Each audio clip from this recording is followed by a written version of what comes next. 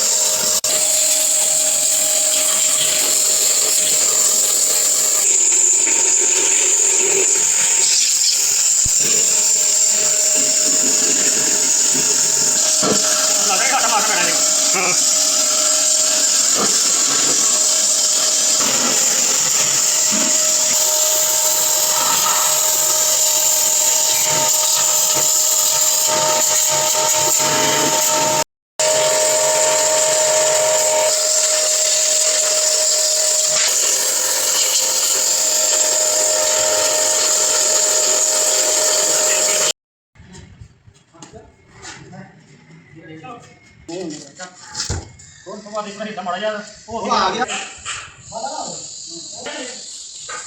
ਠੀਕ ਹੈ ਬੜੀ ਆਏਗਾ ਤਰੀਕਾ ਹੀ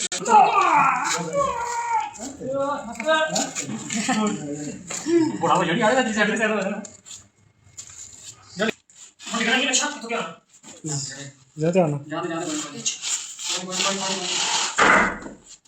मतलब ये किधर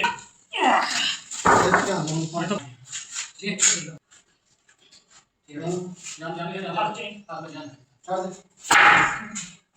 ठीक मार कर तू नहीं करता चल हां चल